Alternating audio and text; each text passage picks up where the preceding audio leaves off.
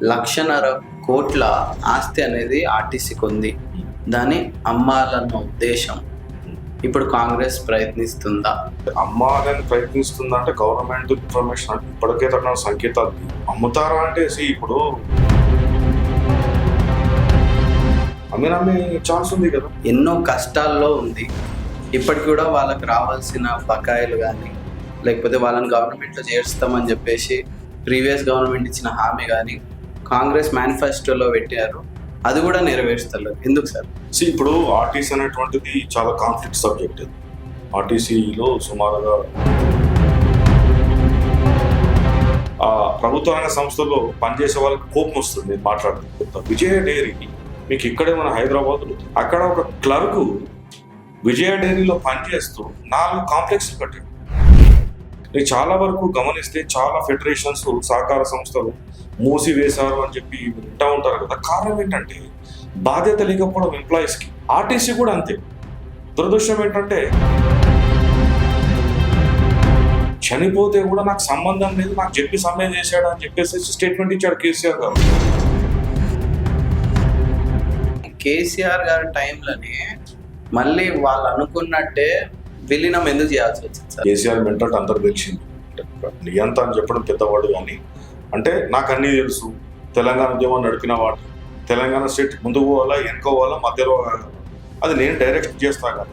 వీళ్ళెవరు నన్ను అడగడానికి ఎప్పుడు ఇవ్వాలో అప్పుడు ఇస్తా, వీళ్ళు అడిగితే ఇవ్వాలా అనే ధోరణిలో ఆయన పోయాడు. అంటే మీకు ఈ కాంటాక్ట్స్ ఎందుకు చెప్తానంటే కానీ వైట్ పేపర్ ఎందుకు రిలీజ్ చేస్తలేరు సార్? ఇప్పుడు ఎంత వచ్చింది, ఎన్ని టికెట్స్ కట్ అయింది, ఎన్ని టికెట్స్ రీఎంబర్స్మెంట్ చేసి మీరు ఎప్పుడైనా చరిత్రలో ఈ మధ్యలో అప్పుడెప్పుడు కానీ ఇప్పుడు 20-30 ఏళ్ళు చెప్పిన వైట్ పేపర్ రిలీజ్ చేసిన సందర్భాలు ఏ డిపార్ట్మెంట్ చేయడం ఉందా? వైట్ పేపర్ అంటే అర్థం ఏంటి అంటే సార్ కేసీఆర్ గారి హయాంలో బస్సులు ఇట్లా చేయి పెడితే ఆగిపోతుండే. కానీ ముందు కేసీఆర్ గారు లేనప్పుడు అంటే ఆర్టీసీకి భయం లేనప్పుడు ఇట్లా చేయి పెట్టడం కాదు, బస్సు ఖాళీ ఉన్నా కూడా ఆపకపోతుండే. వాళ్ళకు భయం పుట్టించి ఆర్టీసీని డెవలప్ చేసే విధంగా మార్చింది కేసీఆర్ గారే అంటున్నాం. ఈ సమస్య యాక్చువల్గా ఆర్టీసీని ఈ రకంగా తీసుకొచ్చినటువంటి ఈ సంస్కరణకి ఆద్యుడు చంద్రబాబు నాయుడు గారు ఉమ్మడి ఆంధ్రప్రదేశ్ రాష్ట్రం. తర్వాత ఏమైపోతుందంటే ఇప్పుడు ఏముంటదంటే కేసీఆర్ అయినా రేవంత్ రెడ్డి అయినా ఎలక్షన్ అప్పుడు మస్తు చెప్తారు. కేసీఆర్ ఏమన్నారు, అవుట్ సోర్సింగ్ అనే వాళ్ళు లీడ్ అవుట్ సోర్సింగ్ ముఖ్యమంత్రి ఉన్నాడా, కాంట్రాక్ట్ ముఖ్యమంత్రి ఉన్నాడా, కిరణ్ కుమార్ రెడ్డి ఎందుకు కాంట్రాక్ట్ అది కూడా కాంట్రాక్ట్ పెడితే అయిపోతుంది అన్నాడు. నీకు అపోజిషన్ ఉన్నప్పుడు బాగానే మాట్లాడతాం. ప్రభుత్వం అంటే ఏంటి, చాలా అబౌట్ ఫైనాన్సెస్, మ్యాథమెటిక్స్. ఎందుకంటే మీకు తెలుసో తెలియదు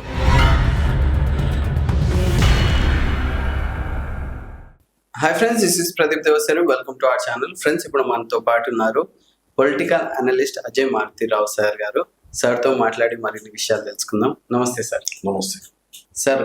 ఇప్పుడు టీఎస్ఆర్టీసీ టీజీఆర్టీసీగా మారింది. ఎన్నో కష్టాల్లో ఉంది. ఇప్పటికి కూడా వాళ్ళకి రావాల్సిన బకాయిలు కానీ లేకపోతే వాళ్ళని గవర్నమెంట్లో చేర్చుతామని చెప్పేసి ప్రీవియస్ గవర్నమెంట్ ఇచ్చిన హామీ కానీ కాంగ్రెస్ మేనిఫెస్టోలో పెట్టారు. అది కూడా నెరవేరుస్తారు. ఎందుకు సార్? ఇప్పుడు ఆర్టీసీ అనేటువంటిది చాలా కాన్ఫ్లిక్ట్ సబ్జెక్ట్. ఆర్టీసీలో సుమారుగా ఇఫ్ ఐమ్ నాట్ రాంగ్ ఒక 25,000 నుండి 30,000 వరకు ఎంప్లాయీస్ ఉన్నారు వివిధ category. So India one of the largest, నాకు తెలిసి maybe high ranking RTC in terms of maintenance అయినా ప్లస్ క్వాలిటీ అయినా కూడా స్టాఫ్లో కూడా చూస్తే ఇదంతా బాగానే ఉంది. కానీ దురదృష్టం ఏంటంటే మీరు గమనించాల్సిన ఒకటి ఏంటి అంటే ప్రభుత్వం లోపల 2 రకాలు ఉంటాయండి. ఒకటి గవర్నమెంట్ ప్రభుత్వం, ఎడ్యుకేషన్, హెల్త్, వెల్ఫేర్ ఇట్లాంటిదంతా చూసుకోవడం అనేటువంటిది ప్రభుత్వం వాళ్ళ విధిగా కూడా వాటికి సంబంధించి కూడా ఒక ఫండింగ్ అలొకేట్ చేస్తారు. బాధ్యతగా తీసుకొని వివిధ శాఖల్ని కూడా వాళ్ళు బాధ్యతలు నిర్వహిస్తూ ఉంటారు. సెకండ్ వచ్చేసేసి గవర్నమెంట్ అండర్టేకింగ్ సంస్థ అంటారు. అంటే ప్రభుత్వ రంగ సంస్థలు అంటారు కదా, వాటికి కార్పొరేషన్స్ అంటారు. Example RTC corporation. తర్వాత మీరు చూస్తే విజయ పాల డైరీ అని ఉంటుంది, వినుంటారు కదా. పాల డైరీ అంటే అది డైరీ ఫెడరేషన్ కార్పొరేషన్ అనమాట. అంటే ఎందుకు కార్పొరేషన్ అని పెడతారు అంటే చూడడానికి ప్రభుత్వ రంగ సంస్థలా ఉన్నా కూడా కమర్షియల్ ఎంటిటీ అనమాట. అంటే ఈ కార్పొరేషన్స్ ఉంటాయి. అంటే మీకు ఇందాక చెప్పినట్టు విజయ డైరీ కార్పొరేషన్ అంటే వాళ్ళు పాలని ప్రొక్యూర్ చేసి వాళ్ళు మళ్ళీ కమర్షియల్గా అమ్ముతారు బయట. ఆర్టీసీ కూడా ఏంటి అంటే ప్రభుత్వ రంగ సంస్థ అయినప్పటికీ వాళ్ళ సర్వీస్ ఏంటి, కమర్షియల్ ఎంటిటీ కదా. అంటే మీరు ట్రాన్స్పోర్ట్ బస్సులో మీరు ప్రయాణించినప్పుడు మీరు డబ్బులు తీసుకుని టికెట్ కొనాలా అంటే కమర్షియల్ ఇన్వాల్వ్ అవుతుంది. Education system, government high schools, primary schools, అక్కడ ఫీజ్ సిస్టమ్ ఉండదు కదా, రైట్. సో హెల్త్ ఉంది, గవర్నమెంట్ హాస్పిటల్ డబ్బులు కట్టాం కదా, ఇది గవర్నమెంట్ ఇచ్చేటువంటి ఫెసిలిటీస్, శాఖలు అనమాట. ప్రభుత్వ రంగ సంస్థలు అంటే ఏంటి అంటే గవర్నమెంట్ వాళ్ళకి ఫండ్ చేస్తుంది. ఎట్లా ఫండ్ చేస్తుంది గవర్నమెంట్ అంటే ఆదాయం ఎంత మేరలో వస్తుంది, దానికి ఎంత ఫండ్ చేయాలనేటువంటి ఈ ఈక్వేషన్ చూసి మాత్రమే ఫండ్ చేస్తుంది అనమాట. మీరు చూస్తే నిజంగా చెప్పాలంటే చాలా మందికి ప్రభుత్వ రంగ సంస్థల్లో పనిచేసే వాళ్ళకి కోపం వస్తుంది నేను మాట్లాడితే. ఎగ్జాంపుల్ ఇప్పుడు మీకు చిన్న ఎగ్జాంపుల్ చెప్తా. విజయ డైరీ మీకు ఇక్కడే మన హైదరాబాద్లో తార్నాక దగ్గర ఉంటుందండి విజయ డైరీ. అక్కడ ఎంత కరప్షన్ అంటే అక్కడ ఫ్రీజర్స్ ఉంటాయి పాలను నిల్వ చేయడానికి. ఫ్రీజర్స్ పని చేస్తున్నా పని చేయనట్టు వెండర్స్ పిలుస్తారు, వాళ్ళు అనుకున్న వాడికి టెండర్ ఇస్తాడు. లక్షల రూపాయల కరప్షన్. అంటే నీకు క్లాస్ 3 ఎంప్లాయ్ నుంచి మొదలు పెడితే అక్కడ ఒక క్లర్కు విజయ డైరీలో పనిచేస్తూ 4 కాంప్లెక్స్లు కట్టాడు. అంటే ఎంత మేరలో మీరు కరప్షన్ ఉందో మీరు అర్థం చేసుకోండి. అంటే ఏం ఇన్వెస్టిగేషన్ బాడీ అనేది ఏముంటదా సార్? యూనియన్ ఉంటుంది, మేనేజ్మెంట్ అంతా అట్లే ఉంటారు. మాకు పోయేది ఏముంది, గవర్నమెంట్ సంస్థే కదా అన్నట్టుగా దివాలు తీసే పరిస్థితికి వచ్చిందనమాట. నేను చాలా వరకు గమనిస్తే చాలా ఫెడరేషన్స్, సహకార సంస్థలు మూసివేశారు అని చెప్పి మీరు వింటా ఉంటారు కదా. కారణం ఏంటంటే బాధ్యత లేకపోవడం ఎంప్లాయీస్ కి. వాళ్ళు ద వెరీ మీనింగ్ అంటే అసలు యాక్చువల్ ముఖ్య ఉద్దేశం అనేటువంటి దాన్ని అర్థం చేసుకోకుండా కార్పొరేషన్ కంప్లీట్ ప్రభుత్వం కాదు, ఒక ప్రభుత్వ రంగ సంస్థ, దానికి ఒక లక్ష్యాలు ఉంటాయి. మేము ఫండ్ చేస్తున్నాము, డెలివరీ చేయాలి. ఆర్టీసీ కూడా అంతే. దురదృష్టం ఏంటంటే కాలక్రమేణా ఏమైపోయిందంటే ఆర్టీసీ వాళ్ళు కార్మికులు కూడా మమ్మల్ని కూడా ప్రభుత్వంలోకి తీసుకోవాలా, మెర్జ్ చేయండి అని చెప్పేసి డిమాండ్ 2018 నుంచి వచ్చింది. 2019 మీరు next time second time KCR వచ్చినప్పుడు దాదాపుగా 50 రోజుల వరకు సమ్మె జరిగినప్పుడు చాలా మంది చనిపోయారు కూడా. చనిపోతే కూడా నాకు సంబంధం లేదు, నాకు చెప్పి సమ్మె చేశాడు అని చెప్పేసి స్టేట్మెంట్ ఇచ్చాడు కేసీఆర్ గారు. అప్పటికప్పుడు వాళ్ళని బర్తరఫ్ చేసేసారు. మొత్తం అందరినీ కూడా విధుల నుంచి తొలగిస్తున్న చేసి ప్రైవేట్ వాళ్ళకి కూడా హైర్ చేసుకున్నాడు కదా. అంటే అన్ని రోజులు చేసిన సమ్మెకి చివరికి ఏమైనా సాధించిన 32 డిమాండ్లు అంటే ఒక్క డిమాండ్ కూడా సాధించలేకపోయారు. మళ్ళీ విధుల్లోకి రావాల్సిన పరిస్థితి. కానీ కేసీఆర్ గారి టైంలోనే మళ్ళీ వాళ్ళు అనుకున్నట్టే విలీనం ఎందుకు చేయాల్సి వచ్చింది సార్? అంటే వాళ్ళ ఎజెండా వాళ్ళు ఫైట్ చేస్తే కాదు, నాకు నచ్చినప్పుడు ఇస్తా అని చెప్పేసి కేసీఆర్ గారు చెప్పిన, మీరు గొడవ పెడితే నేను ఇయ్యా. అదే ఇప్పుడు ఎట్లా ఉంటుందంటే ఇప్పుడు ప్రభుత్వం నియంత అంటారు. కేసీఆర్ మెంటల్ అందరికి తెలిసింది. అంటే నియంత అని చెప్పడం పెద్దవాడు కానీ అంటే నాకు అన్నీ తెలుసు, తెలంగాణ ఉద్యమం నడిపిన వాడు, తెలంగాణ స్టేట్ ముందుకు పోవాలా వెనుకోవాలా మధ్యలో అది నేను డైరెక్ట్ చేస్తా. కానీ వీళ్ళెవరు నన్ను అడగడానికి ఎప్పుడు ఇవ్వాలో అప్పుడు ఇస్తా, వీళ్ళు అడిగితే ఇవ్వాలా అనే ధోరణిలో ఆయన పోయాడు. అంటే మీకు ఈ కాంటెక్స్ట్ ఎందుకు చెప్తానంటే కేసీఆర్ టైం లోపల చాలా ఉధృతంగా జరిగిన సమ్మె. ఒక దశలో గవర్నమెంట్ అసలు ఇంత చెడ్డ పేరు వచ్చింది వీటి వల్ల. అంటే కేసీఆర్ ఇలా మూర్ఖంగా ప్రవర్తించడం వల్ల కుసగుసం మినిస్ట్రీలో వచ్చాయి మంత్రివర్గం లోపల. చివరికి చూస్తే ఏమైంది అంటే ఏం లేదు, తుస్సుమైంది. అర్థమైందా? మీరు అనుకున్నట్టుగా ఆయనే వచ్చి విరమింపజేసి ఆహా ఓహో అని వాళ్ళందరికీ శభాష్ అని చెప్పి పులదండలేసి అంటే ఏం ఫలితాలు సాధించిందని చెప్తున్నాను. వాళ్ళ డిమాండ్లు ఎన్ని డిమాండ్లు సాధించారు. ఇప్పుడు వస్తే ఈ కాంటెక్స్లోకి వస్తే దాదాపు 2 రోజులు 3 రోజులు ఏంటనుకుంటారు సమస్య. అంటే ప్రాబ్లం ఏమైపోతుందంటే బేసిక్గా మన లాంటి స్టేట్ పర్టికులర్లీ లేదు భారతదేశంలో ఎక్కడైనా ఈ రాష్ట్రం ఎక్కువ కూడా పబ్లిక్ ట్రాన్స్పోర్ట్ ఆధారపడి ఉంది. ఈ పబ్లిక్ ట్రాన్స్పోర్ట్ లోపల ఏమైపోయింది, ఈ బస్సు రోజు సుమారుగా కొన్ని లక్షలాది మంది ప్రయాణికులు ప్రయాణిస్తూ ఉంటారు. ఒక్కరోజు మీకు బస్సు బంద్ అవుతానే, స్ట్రైక్ అవుతానే, ధర్నాలు అయితేనే ఎన్నో కోట్ల రూపాయల నష్టం వస్తుంది ఒకటి. సెకండ్ ఏంటంటే ప్రభుత్వ అంటే మన ప్రయాణికులందరూ కూడా చాలా ఇబ్బందులు ఎదుర్కొంటారు. ఈ 3 days నుంచి చాలా ఇబ్బందులు ఎదుర్కొంటున్నారు. అంటే బేసిక్గా ఎక్కడ వస్తుంది ప్రాబ్లం అంటే కార్పొరేషన్ ప్రభుత్వంతో విలీనం చేస్తే పిఆర్సీ సమస్య ఒకటి ఉంది. 2 పిఆర్సీ పెండింగ్ ఉంటుంది. మీకు వాళ్ళ యొక్క జీతాలు పెంచాల్సి వస్తుంది, వాళ్ళ బెనిఫిట్స్ పెంచాలి, ఎవ్రీథింగ్ అన్ని పెంచాల్సి వస్తుంది. కాబట్టి బేసిక్ పే కూడా పెరుగుతుంది. ఇప్పటికే ఖజానా భారం ఉన్నది, ఇప్పటికే ఆర్థిక పరిస్థితి బాగలేదు. సో అది ఎక్కడ మనము దాన్ని అంటే ఆ ఆర్థిక లోటును ఏదైతే ఉందో వీళ్ళకైతే ఇవ్వాల్సినటువంటి కొన్ని థౌసండ్స్ ఆఫ్ క్రోర్స్ అడిషనల్ గా బేర్ చేయాల్సి ఉంటుంది గవర్నమెంట్. అది ఇవ్వలేమనే ఉద్దేశంతో ఒక రకంగా సందిగ్ధం ఉంది. తర్వాత మీరు ఒకటి అర్థం చేసుకోవాలి ఫైనల్ గా దీంట్లో, ఎప్పుడైనా కూడా ఆర్టీసీ అంటే నేను ఇందాక విజయ డైరీకి ఎగ్జాంపుల్ చెప్పాను. అంతకుముందు కూడా మేబీ కొంచెం సజ్జనార్ గారు లాంటి వాళ్ళు వచ్చిన తర్వాత కొంతవరకు ప్రక్షాళన జరిగేటువంటి కార్యక్రమం, కొంచెం ఇన్నోవేటివ్ ప్రోగ్రామ్ పెట్టి చేశారు. గవర్నమెంట్ ఏం చెప్తా ఉంది, మహాలక్ష్మి స్కీమ్ ద్వారా అది ఆ స్కీము ఆ ఫేక్ స్కీమ్, అంటే ఆ స్కీమ్ అది ఫ్లాప్ స్కీమ్ కాదు. దానివల్ల సుమారు ఇంత 7,000 కోట్ల ప్లస్ 7,400 కోట్లు లాభం వచ్చింది అని అంటున్నారు. అది ఐ ఫీల్ టు అండర్స్టాండ్. చాలా మందికి ఏంటంటే లాభం రావడం ఏంటి, ఫ్రీగా ఇస్తే అని చెప్పేసి ఒక క్వశ్చన్ వస్తుంది. అంటే అంతకుముందు ఏముందంటే అప్పుడు ఆర్టీసీలో ప్రయాణించే వాళ్ళకంటే ఈ స్కీమ్ పెట్టడం వల్ల 24% ఎక్కువగా ప్రయాణికులు పెరిగారు.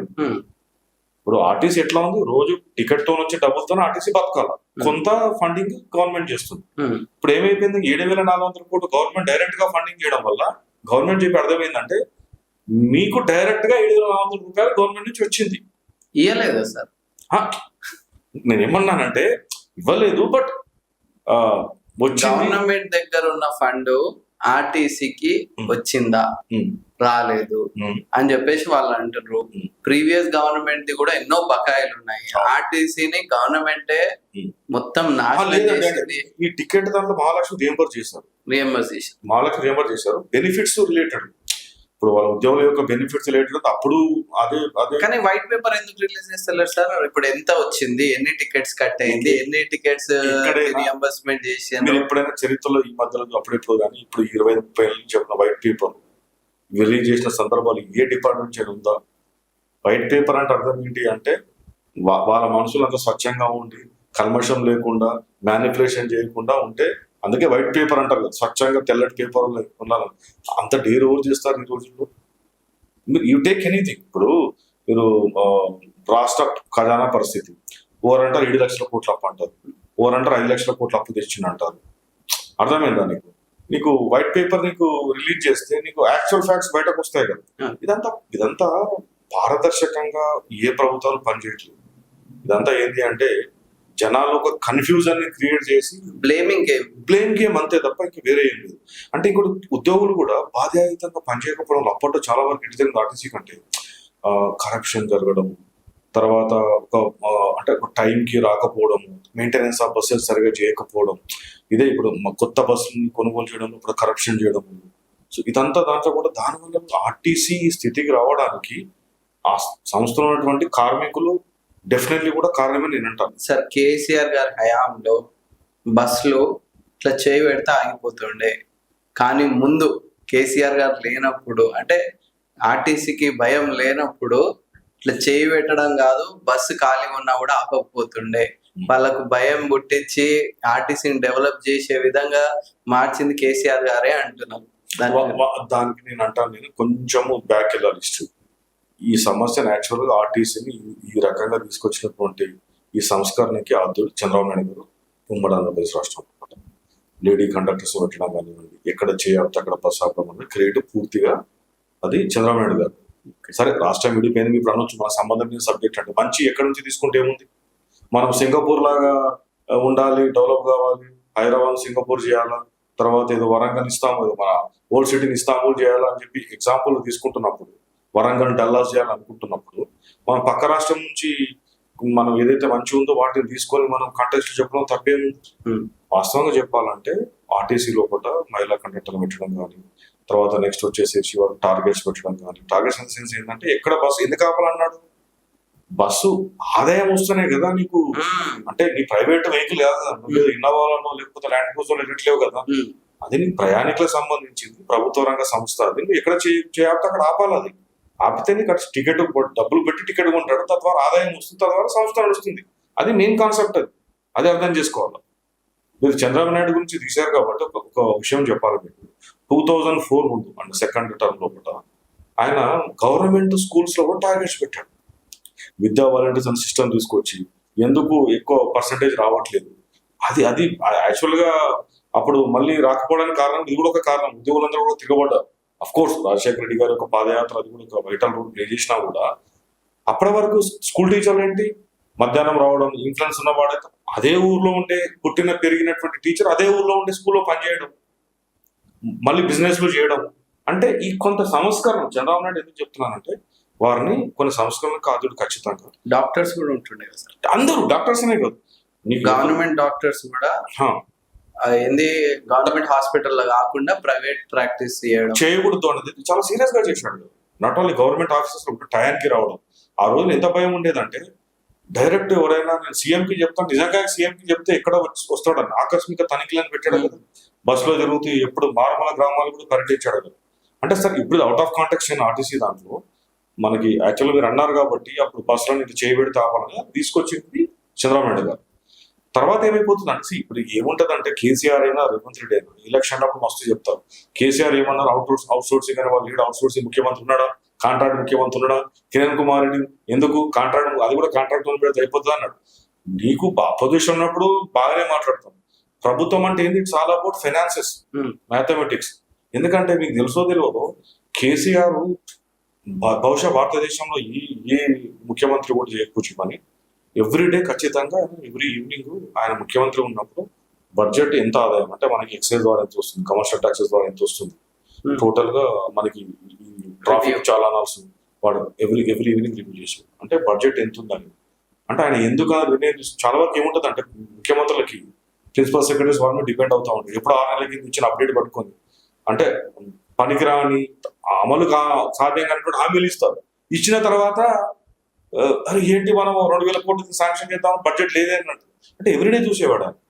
దాని కాంటెక్స్ట్ ఏం చెప్పాడంటే ఆయన సరే మస్తు చెప్తాం ఎలక్షన్లో హామీలు అలా అయితే ఎట్లయితే అనే ఉద్దేశంతో బడ్జెట్ అప్పుడు పరిస్థితి బాగాలేకుండా ఐ థింక్ అది కరోనా కంటే ముందే కదా ఆర్టీసీ స్ట్రైక్ అయితే ఆఫ్టర్ 2019 నాకు గుర్తున్నంత వరకు లైక్ పోస్ట్ కరోనా అనుకుంటాను ఆ టైంలో స్టార్ట్ అయింది.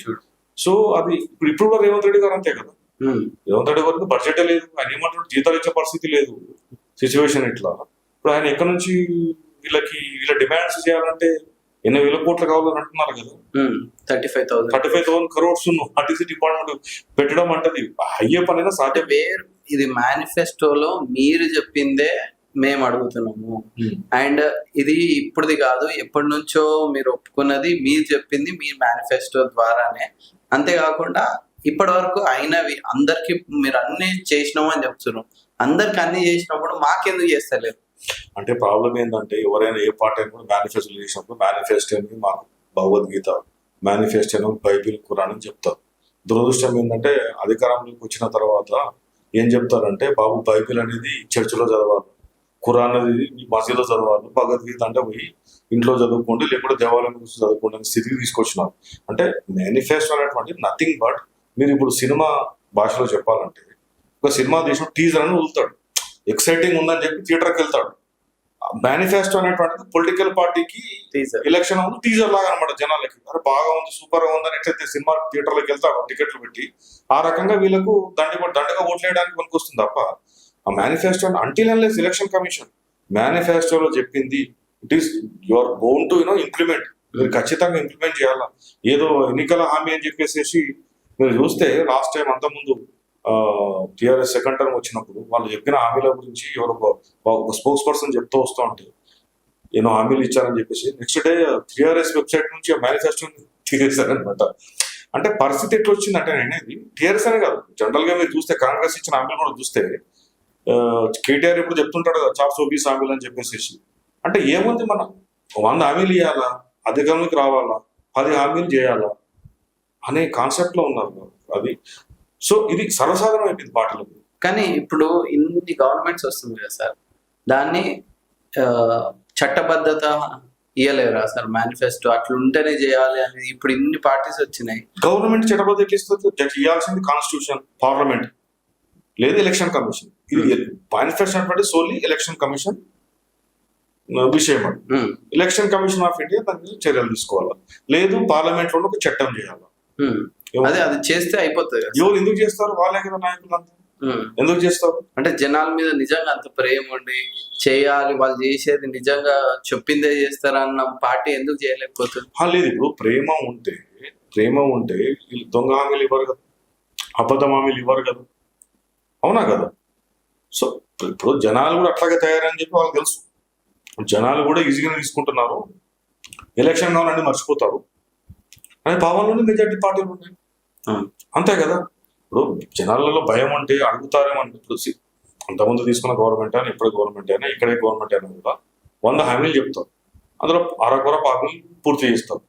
మిగతా హామీలు చేయలేదని ప్రతిపక్ష పార్టీలు గగ్గోలు పెట్టడం, మేము ఇది ఇస్తానని చెప్పడం, నమ్మి జనాలు ఓట్లేయడం, మళ్ళీ సేమ్ అదే సీన్ రిపీట్ కావాలి. మీరు గత 15-20 సంవత్సరాలు చూస్తుంటే ఇదే కదా. ఇబ్బందితో ఉన్నటువంటి నాయకత్వం ఎక్కడ ఉందో, పార్టీలు ఎట్లా ఉన్నారో. అంటే ప్రజలది ఏమైపోయిందంటే ఎలక్షన్ మేనిఫెస్టో అనేటువంటిది చాలా చెప్పారు హామీ. మీరు అలా చేస్తే మీకు మన యూనియన్ గవర్నమెంట్ బడ్జెట్ కూడా సరిపోతుంది.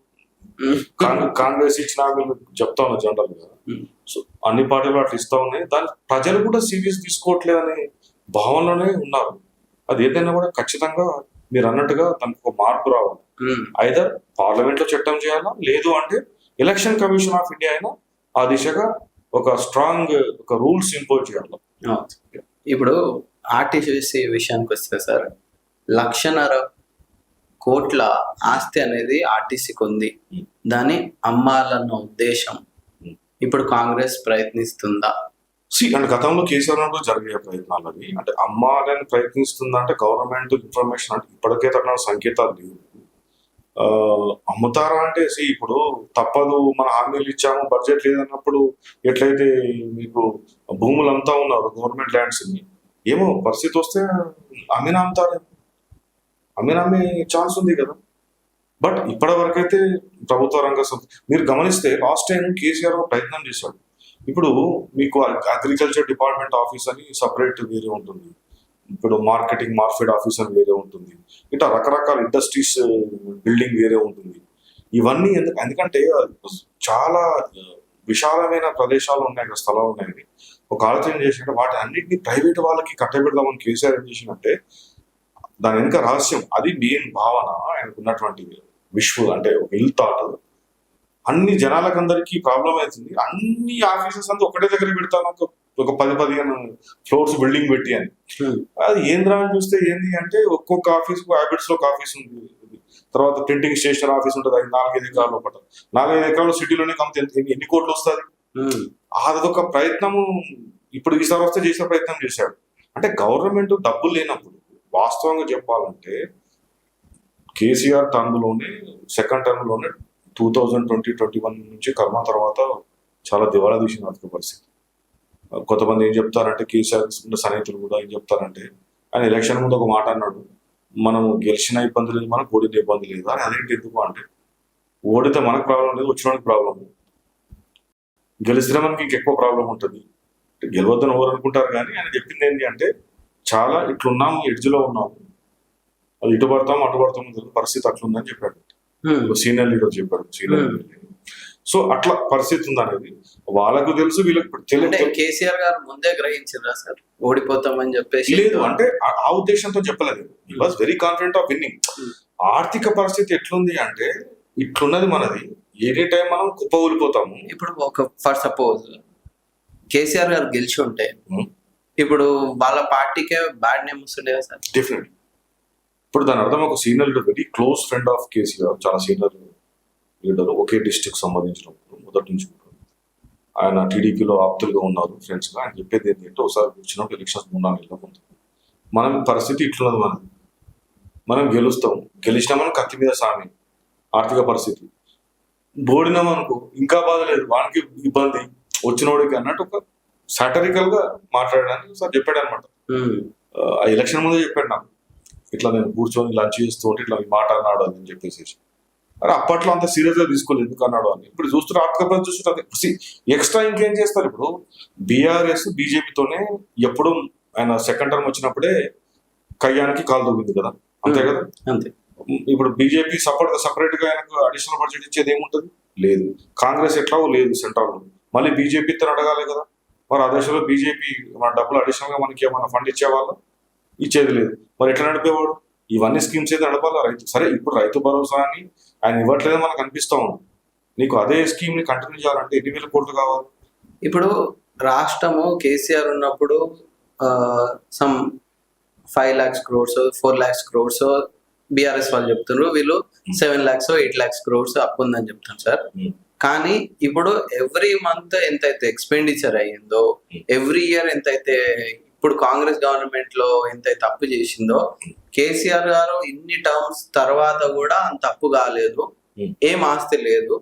ఇంట్రెస్ట్ కి ఎంత పోయినా కూడా మిగతాదైతే ఆస్తి ఏదైనా సృష్టించాలి కదా, మొత్తం ఢిల్లీకే పంపిస్తున్నారని వాళ్ళు చెప్తున్నారు. కేసీఆర్ ఆస్తి సృష్టించాలని అంటున్నారు. రైట్. నేను మీకు ఒక చిన్న మాట, మీకు నేను చెప్పే సమాధానం ఉంది, మీరు అడిగిన ప్రశ్నకు సమాధానం ఉంటుంది, మళ్ళీ మీకు కౌంటర్ క్వశ్చన్ కూడా ఉంటుంది. టీఆర్ఎస్ ఆస్తి దేని అంటున్నారు వాళ్ళు? మేము ఎలక్ట్రిక్ సబ్ స్టేషన్ కట్టాము, దాని ఆస్తి అంటున్నారు. ఎలక్ట్రిక్ సబ్ స్టేషన్ వాడు అమ్ముతాడా? అమ్మొచ్చా?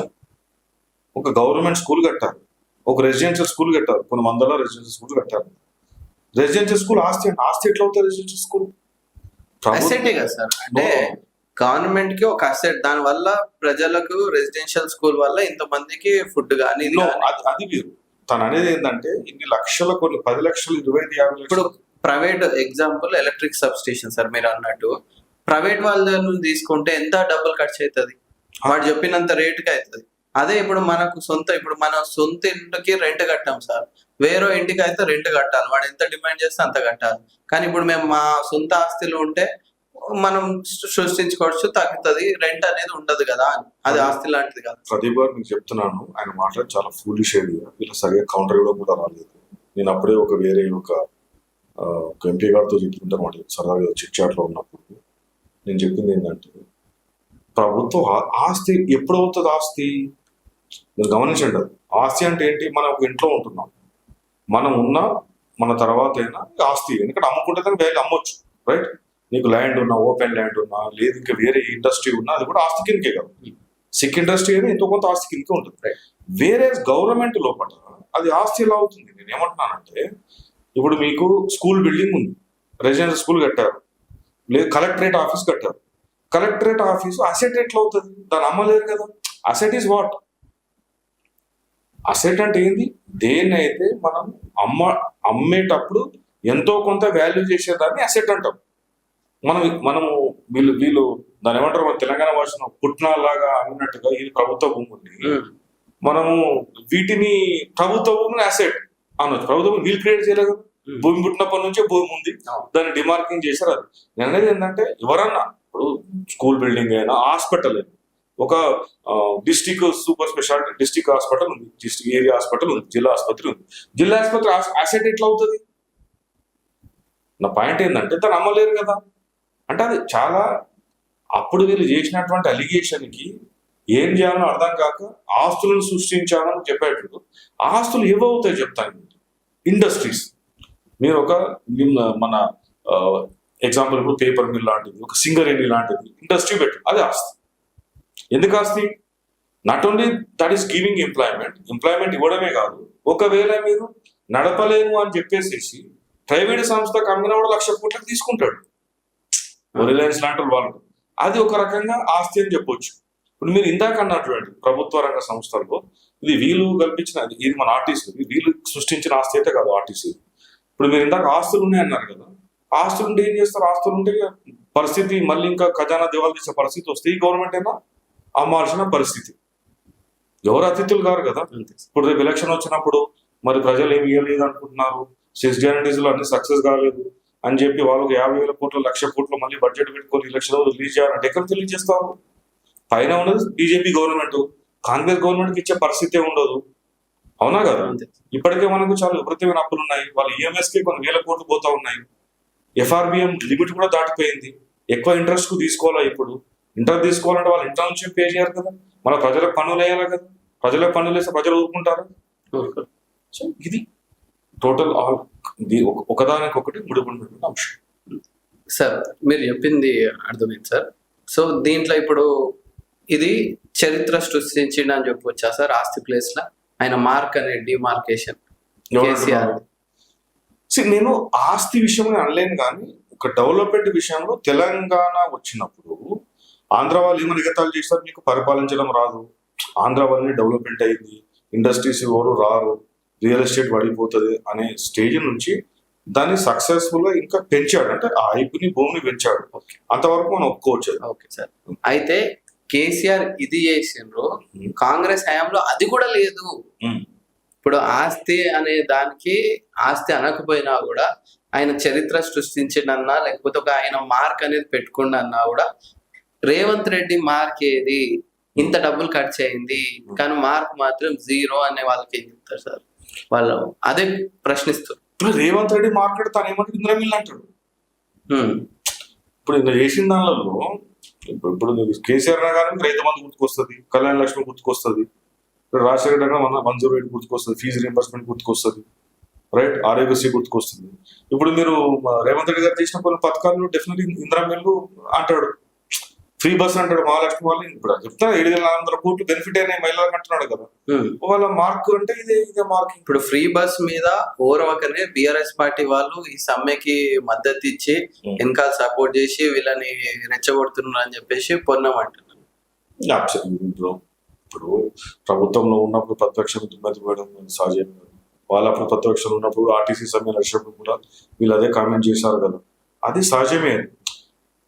అపోజిషన్ లో ఉన్నప్పుడు ఖచ్చితంగా ప్రభుత్వంపై దుమ్మెత్తిపోయడం ఘోరం ఎట్లయిపోయింది పరిస్థితి అంటే మంచి నిర్ణయాలు తీసుకున్నా కూడా దుమ్మెత్తిపోయడం. ఇది కాంగ్రెస్ టీఆర్ఎస్ గురించి అనట్లా, బీజేపీ అని ఎక్కడ ఏ స్టేట్ చూసినా కూడా ప్రతిపక్షం ఎట్లా తయారైపోయింది, మంచి చేసినా మంచి అనొద్దు మనం.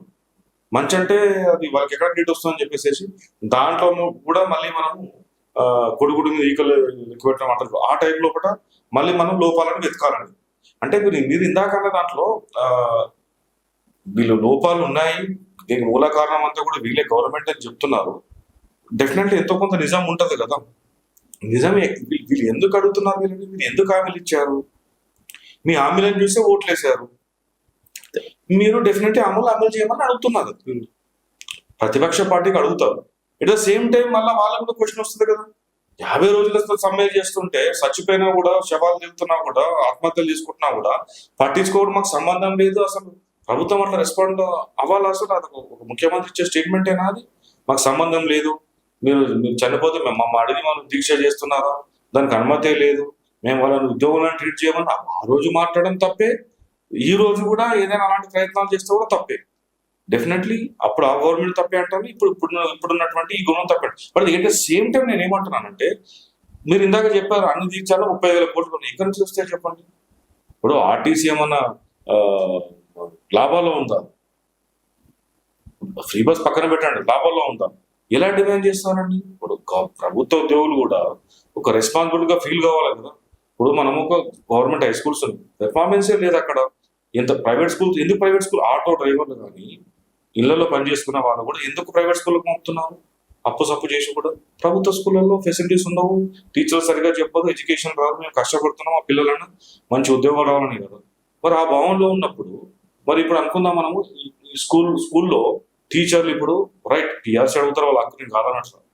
లేదు మాకు ఇబ్బంది అవుతుంది 20 కిలోమీటర్లు అంటే మాకు ఏసీ బస్సు రావాలా, ఎగ్జాంపుల్ చెప్తున్నాను నేను.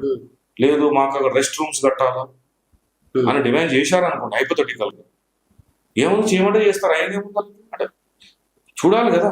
అంటే ఉద్యోగాల్లోకి ఎంతమంది రీతులు ఉన్నారు బయట, first think of them right. ఒక్కొక్కరు ఇప్పుడు మీరు ఇప్పుడు ఇందాక మన ఆర్టీసీ సమ్మె చెప్తాం 3 రోజులు దరఖాస్తులకు 1000 మంది దరఖాస్తులు తీసుకున్నారు. 800 రూపాయలు ఏదో కండక్టర్ కి, 1000 రూపీస్ డ్రైవర్ కి చేసుకున్నారా లేదా?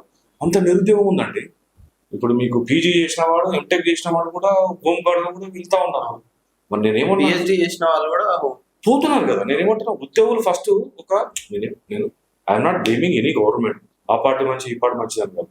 ఫస్ట్ ప్రభుత్వ ఉద్యోగి, నీకు అవకాశం వచ్చి ఉద్యోగం చేస్తున్నావు, అదే నీ కనీసం 1,00,000 రూపాయల జీతం ఉంది, 70,000 జీతం ఉంది, 80,000 జీతం ఉంది, ఎప్పుడో అప్పుడే ఇంకా ఉందో పిఆర్సీ వస్తుంది, 10,000 జీతం లేనాడు కూడా బయట ఉన్నాడు కదా. ఆ 10,000 జీతం 10 సంవత్సరాలు పనిచేయడం కూడా రెడీగా ఉన్నారు కదా. అంటే వాళ్ళు ఆలోచించేది ఏంటంటే సార్, వాళ్ళు కష్టపడి ఎగ్జామ్ రాసి నాలెడ్జ్ తోటి వచ్చిండ్రు, వేరే వాళ్ళు వీళ్ళతోటే ప్రైవేట్ లో బెస్ట్ వాళ్ళనే కంపిటేట్ చేసుకుంటారు. మన ఇప్పుడు ఐటీలో చూస్తే ఒక్కొక్కళ్ళకి 3 లక్షలు, 4 లక్షలు, 5 లక్షలు శాలరీ ఉన్న వాళ్ళు కూడా ఉన్నారు. సో వీళ్ళు ఇప్పుడు మనము రేపు డెవలప్ కావాలంటే బెస్ట్ వాళ్ళని చూస్తామా, కింది వాళ్ళని చూస్తామా అని వాళ్ళ పెర్ఫార్మెన్స్ కూడా అట్లనే ఉండాలి కదా. 3 లక్షలు 4 లక్షల జీతాలు వాళ్ళు తీసుకుంటున్నప్పుడు ఎగ్జాంపుల్ మనం దీన్ని లెటర్స్ రిలేట్ టు ఆర్టీసీని ఒక ప్రైవేట్ ఏదో ఒక ట్రావెల్స్ ఏదో ఒక ట్రావెల్స్ కొని పెడతాం. ఎగ్జాంపుల్ ఏదో ఒకటి తీసుకున్నాం, XYZ ట్రావెల్ తీసుకున్నాం. ఆ ట్రావెల్స్ వాడు ఏమంటాడు, వాడు 10 మంది ఈ రోజు ఎన్ని టికెట్లు వచ్చినాయంటే 10 టికెట్లు వస్తే పోతాడా? ఉమ్, బండిని తీస్తాడా? తీయడు కదా. తీయడు. వాడు లాభం అనేది తీయడు కదా. తీయడు. అంతే కదా. మరి మీ పెర్ఫార్మెన్స్ అట్లా ఉండాలి ఇక్కడ. నీ జీతం ఎంత తీసుకుంటున్నావు? సరే 2 రోజులు 3 రోజులు భరిస్తాడు, సరే తప్పదు కాబట్టి రూట్లో బస్సు పోతుంది. వారం రోజులు 10 రోజులు రాకపోతే బస్సుని క్యాన్సిల్ చేస్తాడు కదా. చేస్తుంది. మరి మరి మీ మీ మీ- మీ దగ్గర ఇప్పుడు మీకు ఎంత జీతం? 50,000 జీతం అనుకుందాం. నువ్వు 50,000 జీతం వచ్చినట్టు అంత పూర్తి పని అంటే ఏంటి నేను అనేది? నీ బాధ్యత ఏంటి? ఒక కండక్టర్ ఉన్నాడు, ఒక డ్రైవర్ ఉన్నాడు. మీరు ఇందాక నా చేయి పెడితే ఆగాలి, ఆ చేయి పెడితే ఆపాలి, ప్రచారం కలిగియాలి. ఇప్పుడు కొంత సత్యనారాయణ గారు చేశారు, కొంత అంటే ప్రైవేట్ బస్సుల కంటే ఆర్టీసీ బస్సులో పోతే క్షేమం అని చెప్పేసి అట్లా తీసుకురావడం. కానీ ఎక్కువ రూట్ అంటే ఇప్పుడు సపోజ్ ఇప్పుడు రూట్లో పోతా ఉంటే హార్ట్స్ తక్కువ ఉంటాయి, అక్కడ పక్కనే ఇట్లా ఇట్లా వెళ్తా ఉంటే రూట్ లో ఒక రైట్ తీసుకుంటే అక్కడ 3 కిలోమీటర్లు ఒక పెద్ద ఊరు ఉంటుంది. అంటే అట్లా కనెక్టింగ్ హాల్ట్స్ పెట్టుకోవడం అంటే ఎట్లా పెంచుకుంటావు సంపదన, ఆదాయం పెంచుకోవడం అంటే 10 నిమిషాలు ఇంకా ముందులో ఏదేమి లేదు. జనాలు రావడం కన్నా మనం జనాల దగ్గరికి పోవడం. అంతే కదా. ఇప్పుడు పక్కన మీరు ఒక హైవే నుంచి వెళ్తున్నారు, 10 స్టాప్లు బస్సు ఉందండి. హైదరాబాద్ నుంచి మనం నిజామాబాద్ కరీంనగర్ పోతున్నాం. కరీంనగర్ వెళ్తా ఉంటే ఒక ఆర్డినరీ బస్సు ఉంది అనుకోండి, అటు లెఫ్ట్ ఇటు వెళ్తా ఉంటే రోడ్డు గుండా ఒక లెఫ్ట్ 6 కిలోమీటర్ విలేజ్, ఒకటి 3 కిలోమీటర్ విలేజ్ ఉన్నది. వెళ్ళండి, 10 మంది ప్యాసింజర్లు వస్తారు, తప్పేముంది. ఇప్పుడు ప్రైవేట్ బస్సులో పోతే వాడు ఆపడం, మధ్య మధ్యలో కూడా సీట్లు ఖాళీ అయితే గంట సేపు ఆపడం, అది భరిస్తాం కదా మనం. నేనేమన్నా అంటే ఏదేమైనా ప్రదీప్ గారు, రెస్పాన్సిబిలిటీ అనేటువంటిది ఒకటి ఉంటుందండి. మనం ఏ ఉద్యోగం చేసినా ఎక్కడ పోయినా కూడా ఆ రెస్పాన్సిబిలిటీగా వాళ్ళకి హక్కులు ఉన్నాయని కాదనట్లేదు. అట్ ద సేమ్ టైం ప్రభుత్వం యొక్క పరిస్థితి ఏందని కూడా గుర్తెరిగి వాళ్ళు వివరించాలి కదా. నేను అడిగేది అది. ప్రైవేట్ వాళ్ళు అన్ని ప్రాఫిట్లనే రన్ అవుతుంది. ఇన్ని బస్సులు, ఇన్ని కంపెనీలు, ఇన్ని ప్రైవేట్ ఆర్గనైజేషన్లు బస్సులు ఉన్నా కూడా ప్రైవేట్ వాళ్ళు సక్సెస్ఫుల్ అవుతున్నారు, గవర్నమెంట్ వాళ్ళు ఫెయిల్ అవుతారు. ప్రైవేట్ వాళ్ళు సక్సెస్ అవుతారు, గవర్నమెంట్ వాళ్ళు లోపాలే. మీకు చిన్న ఎగ్జాంపుల్ చెప్తా. దూరదర్శన్ అంటే చిన్నప్పుడు చూసేవాళ్ళు, మీరు చూసారా? ఐడియా ఉందా? దూరదర్శన్ అంటే అప్పుడు సాటిలైట్ ఛానల్ ఏం లేదు. అప్పుడు ఏమొచ్చిందని చిన్నప్పుడు బుధవారం చిత్రలహరి, శుక్రవారం తర్వాత హిందీతో వచ్చేది. 6 సాంగ్స్ వచ్చేటిది. కొత్త సినిమా పాట వస్తాను వీడు చూసేది, రాకపోయేది, మళ్ళీ డిసప్పాయింట్ తెలిపి మళ్ళీ నెక్స్ట్ వీక్ మళ్ళీ కూర్చునేది. సినిమాలు సాటర్డే సండే ఒకటి తెలుగు ఒకటి హిందీ సినిమా వేసేవాడు. అది ఏ సినిమా వస్తానో ముందు తెలియదు, చూసేది ఏ సినిమా వస్తే ఆ సినిమా చూసేవాళ్ళం మనం. అంటే దూరదర్శన్ గవర్నమెంట్ ఛానల్, తర్వాత శాటిలైట్స్ జీటీవీతో అన్ని స్టార్ట్ అయ్యాయి. ఇప్పుడు నిజంగా గవర్నమెంట్ అనుకుంటే ఒక జీటీవీని బీట్ చేయడం, ఒక స్టార్ ప్లస్ బీట్ చేయడం, ఒక టీవీని బీట్ చేయడం అనేటువంటిది సాధ్యం కాదా? కళ్ళు మూసుకొని అవుతుంది కదా. అంటే ఇక్కడ లోపం ఉంది, ఇంప్లిమెంటేషన్. ప్రభుత్వంలో లోపం ఉంది కదా. బిఎస్ఎన్ఎల్ కూడా అంతే. అదే క్లాసిక్ ఎగ్జాంపుల్. బిఎస్ఎన్ఎల్ కూడా అంతే కదా. ఎందుకు ప్రైవేట్ ప్లేయర్స్ అసలు ఉండనే ఉండదు. ఎయిర్టెల్ అనేది ఉండొద్దు, జియోనే ఉండదు, మొత్తం బిఎస్ఎన్ఎల్ ఉండాలి. గవర్నమెంట్ అవకాశం కల్పిస్తుంది కదా. మీరు అడిగిన క్వశ్చన్ ఆన్సర్ అదే. ఎందుకు పోవట్లేదంటే మెయింటెనెన్స్ అనేటువంటిది పర్వాలేకుండా ఉన్నా కూడా ఎక్కువ ఫ్రీక్వెన్సీ బస్సెస్ లేకపోవడం, అర్థమైందా, సౌకర్యాలు లేకపోవడం అని కానివ్వండి, ఎక్కువ నెంబర్ ఆఫ్ బస్సెస్ లేకపోవడం కానివ్వండి, ఇదే కదా. మీకు ప్రైవేట్ బస్సులు విజయవాడ వాళ్ళనుకో 100 బస్సులు ఉన్నాయా నీకు ఆర్టీసీ నుంచి? లేదు. మీకు మీకు అనుకుందాం ఈవినింగ్ టైం 6 నుంచి 7 నుంచి మొదలు పెడితే రాత్రి 12 వరకు గంటకు 100 బస్సులు ఉన్నాయి ప్రైవేట్. మీకు అదే గవర్నమెంట్ చూస్తే గంటకు 2 బస్సుల కంటే ఎక్కువ ఉండవు. ఎట్లా నీకు సంస్థ బాగుపడుతుంది? సార్, ఒక చిన్న ఎలిగేషన్ గవర్నమెంట్ బాడీస్ మీద చాలా మంది చెప్పేది ఏంటంటే, గవర్నమెంట్ లో కావాలనే ఈ ప్రైవేట్ వాళ్ళు గవర్నమెంట్ లో ఉండే టాప్ అఫీషియల్స్ కి డబ్బులు ఇచ్చి ఆ టైంకి బస్సులు పెట్టకండి, ప్రైవేట్ వాళ్ళు ఒక గ్రూప్ లా హాస్పిటల్స్ కి, గవర్నమెంట్ హాస్పిటల్స్ లో మంచి ట్రీట్మెంట్ ఇవ్వకండి, అవి ఇవ్వకపోతేనే మా దగ్గరకు వస్తారు. గవర్నమెంట్ స్కూల్స్ లా వీళ్ళే వాళ్ళకు ప్రైవేట్ వాళ్ళు వాళ్ళకు డబ్బులు ఇచ్చి మెయింటెనెన్స్ చేయకండి అని చెప్పేసి, అందుకే అవి అన్నిటిని కూడా అట్లా నిర్వీర్ణం చేస్తారు అని చెప్పేసి ఒక అలిగేషన్ ఉంది. అది నమ్ముతారా? డెఫినెట్ ఉండొచ్చు. అంటే ఇప్పుడు అంతకుముందు ఇప్పుడు నీకు రాజకీయం అంటే సేవ సోషల్ సర్వీస్ టైప్. అంటే వాడు పోయి రూపాయి ఆశించకు, వాడు డబ్బులే ఖర్చు పెట్టుకుని తిరిగి సేవ చేసి రావడం. హాస్పిటల్ కూడా సర్వీస్ సెక్టర్ అంటాం, అంటే సేవ చేయడం అనేటువంటి. ఇప్పుడు హాస్పిటల్ ఎడ్యుకేషన్ కూడా సర్వీస్ సెక్టర్ అని ఉంది. ఇప్పుడు ఉందా అట్లా? హాస్పిటల్ అంటే కమర్షియలైజేషన్, ఎడ్యుకేషన్ కమర్షియల్ అయిపోయింది, పాలిటిక్స్ కూడా కార్పొరేటైజ్ అయిపోయింది. కోట్లు పెట్టాలి, కోట్లు దండుకోవాలి. నేను ఎందుకు చెప్తానంటే అప్పుడు పాలిటిక్స్ లో కేవలం సేవ చేసేవాళ్ళు పాలిటిక్స్, బిజినెస్ చేసేవాళ్ళు బిజినెస్ చేసేవాడు పాలిటిక్స్ లోకి వస్తున్నాడు. అదే పాలిటిక్స్ లో ఉన్న బిజినెస్ మీద హాస్పిటల్స్ ఉంటున్నాయి, 1 year స్కూల్స్ కాలేజెస్ ఉంటున్నాయి, రైట్. 1 year ప్రైవేట్ ట్రావెల్స్ ఉంటున్నారు, ఇంకెట్లుంటది పరిస్థితి? అంటే గవర్నమెంట్ ని డెవలప్ చేయాలన్న ఉద్దేశం వీళ్ళకి ఏం లేవు. గవర్నమెంట్ ఇప్పుడు రాజకీయ నాయకుల వ్యవస్థలు ఎట్లయిపోయింది అంటే ప్రజలకు ఇది మాత్రం చేస్తారు. మీరు నేను కూర్చొని హంగర్ స్ట్రైక్ చేసినా కూడా ఒక పని అయితే చేస్తారు. ఏం పని చేస్తారు? ఫ్రీ బీసీ ఇవ్వడం, ఉచితాలు. ఎందుకంటే అవి ఆపితే ఓట్లు రావు. ఎంత ఘోరమైన స్థితి తీసుకొచ్చారంటే జనాల్ని, ఈ ఉచితాలను మాత్రం అవసరమైతే ఇంకా 5,000 ఇస్తారు. ఇప్పుడు రైతు బంధు ఉంది కదా, కేసీఆర్ వచ్చిన తర్వాత మీరు కాంగ్రెస్ వాడు వచ్చి మిమ్మల్ని నిండా ఉంచినాడు, మీరు చాలా నష్టపోయాడు, వాడు రైతు బంధు ఎగ్గొట్టాడు, ఒక సంవత్సరం వేసాడు, ఒక సంవత్సరం వేయలేదు, మీ నష్టాన్ని మొత్తం భరిస్తా, మీకు 20,000 చేసినా చేయొచ్చు. అదే ఎడ్యుకేషన్ చేయడం. మీకు విషయం తెలుసా, more than 22,000+ schools TRS government లో క్లోజ్ అయినాయి స్కూల్స్. అంటే నేనేమంటున్నానంటే మేబీ కాంగ్రెస్ గవర్నమెంట్ కూడా కొంత అయి ఉండొచ్చు. అంటే ఎడ్యుకేషన్ పాయింట్ ఆఫ్ వ్యూలో పట్ల ఏ గవర్నమెంట్ కూడా తీసుకోవట్లేదు. నార్మల్గా 1%, 2% బడ్జెట్ పెడుతున్నారు. మినిమం 18%, 20% హాస్పిటల్స్కి, తర్వాత ఎడ్యుకేషన్కి ఉండాలి. 1-2% బడ్జెట్ ఉన్నటువంటి దానివల్ల ఏమైనా ఉపయోగం ఉందా? అంటే నేనేమన్నానంటే ప్రభుత్వానికి ఇప్పుడు ఎప్పుడైతే పాలిటిక్స్ కమర్షియల్ అయిపోతుందో కోర్ ఆబ్జెక్టివ్ పోయింది కదా. అప్పట్లో సేవ పెద్ద, అప్పుడు వావిలాల గోపాలకృష్ణ, చిన్నప్పుడు గోపాలకృష్ణ, సౌతాల సమాజం, సర్వీస్ సెక్టర్ అంటే ఆ రకంగా ఉండేది. ఇప్పుడు ఏమైపోయిందంటే రాజకీయ నాయకులు బిజినెస్ మెన్గా రాజకీయ నాయకులు అవతారం అవుతారు.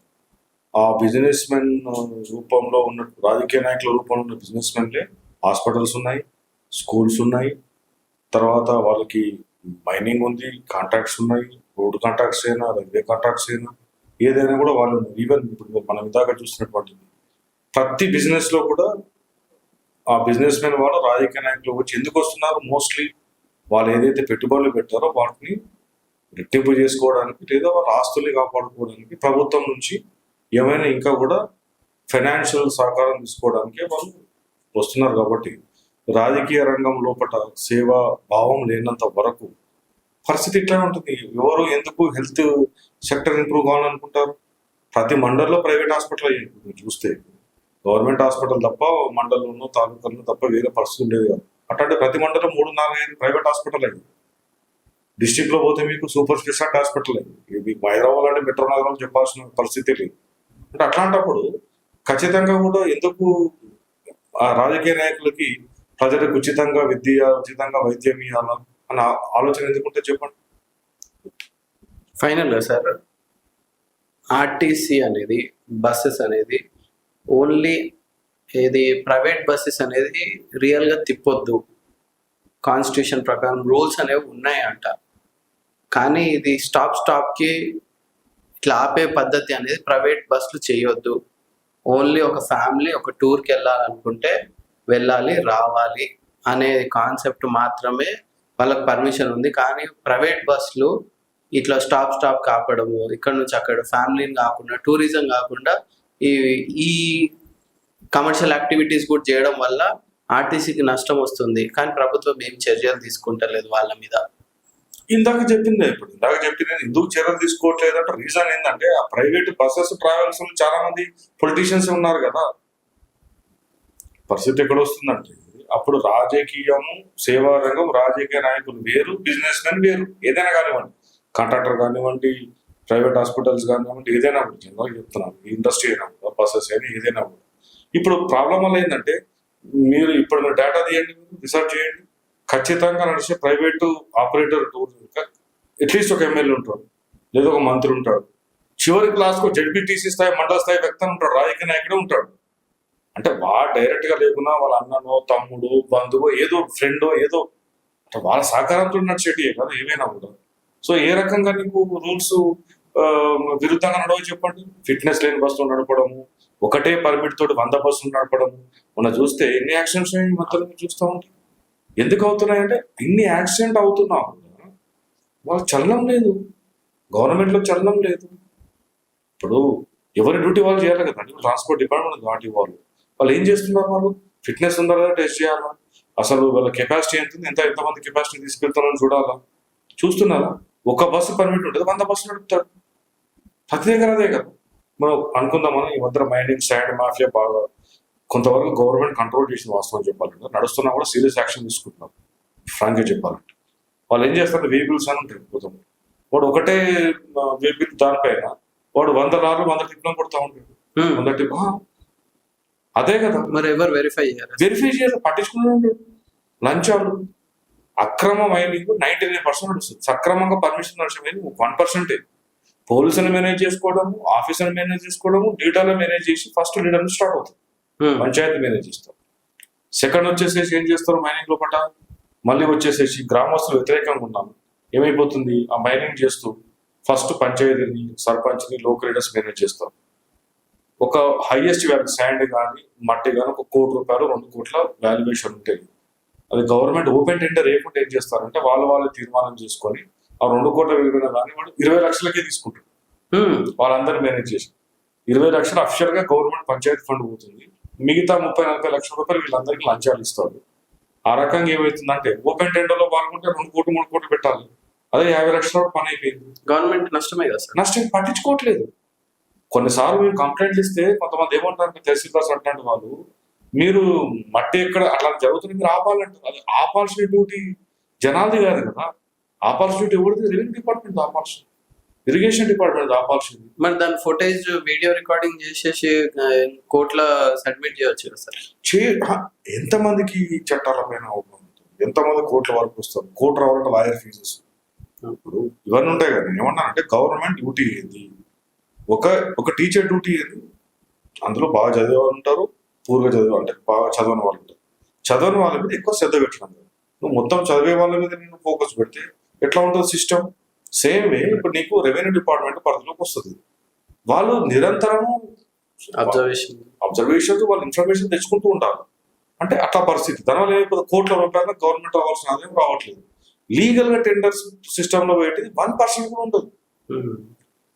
ఏమైపోతుంది మీకు, అలా మన ఇంత పెద్ద యూనిట్ ఎన్ని చెరువులు ఉంటాయి ఊర్లలో, పెద్ద పెద్ద చెరువులు, కుంటలు, చెరువులు, ఇసుక, వాగులు, కొన్ని వేల కోట్ల రూపాయలు అక్రమం, వేల కోట్లు ఎవరి ఇయర్ అక్రమంగా అక్రమార్కుల చేతిలోకి వెళ్ళిపోతుంది. ఎందుకు వెళ్ళిపోతున్నాయి, మళ్ళీ అక్కడ ఆ చేసే మట్టి మాఫియా కూడా మళ్ళీ పొలిటీషియనే ఉంటాడు, చేసేనికి ఇసుక మాఫియా మళ్ళీ పొలిటీషియనే ఉంటాడు. నువ్వు నేను చేయలేం కదా, సామాన్యమైన రైతులు చేస్తాడా దాన్ని, చేయనియర్ కూడా. అంటే ఎక్కడ ఉన్న పరిస్థితి మొత్తం పాలిటిక్స్ డ్రివెన్. అందుగలడు ఇందు లేడని సందేహం లేదు, సామెత ఉంటే చూడు, ఎందెందుకు వెతికిన అందెందుకు గలడు అన్నట్టుగా రాజకీయ నాయకుడు అన్ని రంగాల్లో విస్తరించుకోపోయారు. దురదృష్టం ఏంటంటే భారతదేశము అభివృద్ధి, మ్యానుఫ్యాక్చరింగ్, టెక్నాలజీ, ఏఐ, ఐటీ, ఇంకా వేరే వేరే దాంట్లో, డిఫెన్స్ దాంట్లో వాటి మీద ఎక్కువ విస్తరించకుండా అది జరగలేదు. కానీ రాజకీయ నాయకులు మాత్రం అన్ని రంగాల్లోకి బాగా విస్తరించిపోయింది. అది బాగా బహుశా ప్రపంచంలో ఎక్కడ జరగకుండా వచ్చేది. రాజకీయ నాయకుడు డ్యూటీ వేరే దేశాలలో అఫ్ కోర్స్ బిజినెస్ నుంచి రాజకీయ నాయకులు ఎదుగుతారు, కానీ రాజకీయ నాయకుడిగా ఉండి అన్ని రంగాల్లో విస్తరించి బహుశా మన ఇండియాలో ఉంటుంది అనిపిస్తుంది నాకు. Reverse strategy.